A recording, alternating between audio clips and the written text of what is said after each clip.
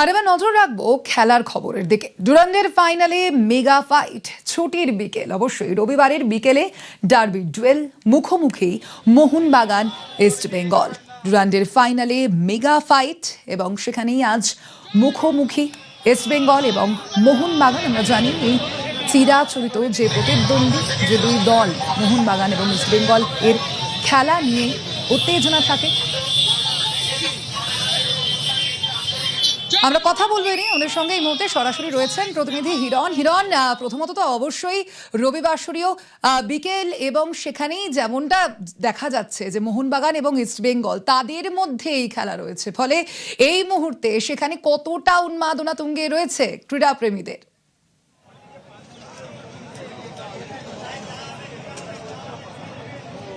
দেখো, ঘড়ির কাঁটা বলছি আর মিনিট 5 থেকে 7 বাকি কিক অফ হতে, অর্থাৎ খেলা শুরু হতে। তাই শেষ মুহূর্তের উন্মাদনা, যুবভারতীর রং, হয় সবুজ বেরুন না হলে লাল হলুদ। তবে এখন তো 50-50, বাঙালির লড়াই, ইলিশ চিংড়ির লড়াই, ঘটি বাঙালির লড়াই। আমি যে গেটটায় দাঁড়িয়ে আছি, লম্বা লাইন, বিভিন্ন বয়সের মানুষ রয়েছেন। আমি একটু সেলিব্রেশন শুনতে চাই। দেখো, এই ছবিটা বিভিন্ন বয়সের মানুষ রয়েছেন, মহিলার উপস্থিতি রয়েছেন এবং তাদের সেলিব্রেশনের এই উন্মাদনা আজকে দিনে অন্য কিছু বাদ, সব একদম সবকিছু বাদ দিয়ে এখানে খেলা দেখা মহিলা ফ্যানদের। এবং অবশ্যই আমি এই ছবিটা দেখাতে দেখাতে এগোবো। আমার চিত্র সাংবাদিককে বলবো, কেউ জাতীয় পতাকা হাতে মোহনবাগান ইস্ট বেঙ্গল সমর্থকদের জন্য চেয়ার আপ করতে এসছেন। আমি ছবিটা যখন দেখাই, একটু পরিসংখ্যানের দিকেও বলি, যদিও ইতিমধ্যেই পরিসংখ্যান বলছে ডুরান্ডের কখনো ফাইনাল ইস্ট বেঙ্গল মোহনবাগান মুখোমুখি 12 বার হয়েছে, তার মধ্যে 5 বার করে দুটো দল জিতেছে, 2 বার জয়েন্ট উইনিং হয়েছে বা জয়েন্ট উইনার হয়েছে। এবারে ডুরান্ডের প্রথম ম্যাচ জিতেছিল মোহনবাগান। ইস্ট বেঙ্গল ডুরান্ড জিতেছে এর থেকে আগে 2004 সালে, অর্থাৎ 22 বছর আগে। 22 বছর আগে ইস্ট বেঙ্গল ডুরান্ড জিতেছিল, অর্থাৎ 22 বছর পর ট্রফি জয়ের একটা হাতছানি। অন্যদিকে East Bengal coach Habas first 11-এ তিনি দুজন প্লেয়ারকে পাচ্ছেন, তাকে তিনি যেখানে খেলাচ্ছেন আমরা দেখতে পাচ্ছি। এখানে রশিদ খেলছেন এবং আরেকজন ফুটবলার ফরেনার খেলছেন, ডানি রামিরেজ খেলছেন। অন্যদিকে ম্যাকলারেনকে কোচ, মোহনবাগানের কোচ, গ্রিক কোচ, তিনি ম্যাকলারেনকে ফার্স্ট 11-এ রেখেছেন। আমি মোহনবাগান দর্শকদের ছবি দেখাচ্ছি। একটা জিনিস দেখো, এই যে একটা শিশু, সেও এসছে মা বাবার সঙ্গে। হয়তো ওর কাছে মোহনবাগান যে আবেগ বা ইস্টবেঙ্গল যে আবেগ, এটা তার পরিবার এখন থেকেই বোঝানোর চেষ্টা করছেন। অর্থাৎ বাঙালি হলে, তুমি খেলা প্রেমী হলে, তুমি হয় ইস্টবেঙ্গল নাহলে মোহনবাগান হবেই। এটা হচ্ছে মোহনবাগান ফ্যানদের সমর্থককে আমি ছবি দেখালাম।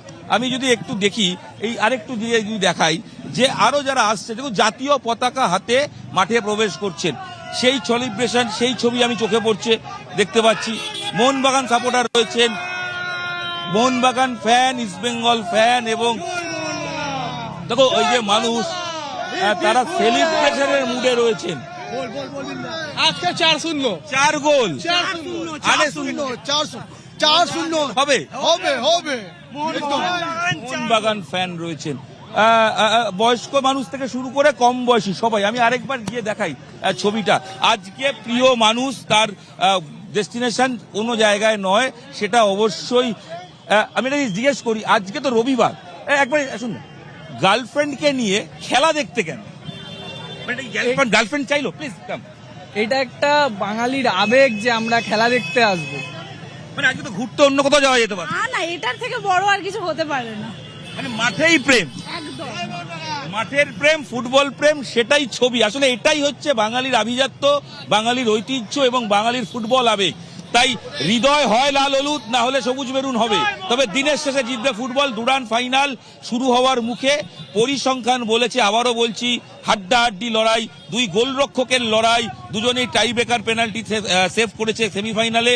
শেষ পর্যন্ত কে হাসে, শেষ হাসি তার অপেক্ষা। তবে হাবাসের মস্তিষ্ক আর কোচ, গ্রিক কোচ মোহনবাগান প্যানোসের, তার ট্যাকটিক্যাল লড়াইয়ের যুদ্ধে, স্নায়ু যুদ্ধে যে এগিয়ে থাকবে। মাঠ হাউসফুল, বাকিটা সময় উত্তর দেবে। স্বর্ণালী। ওকে।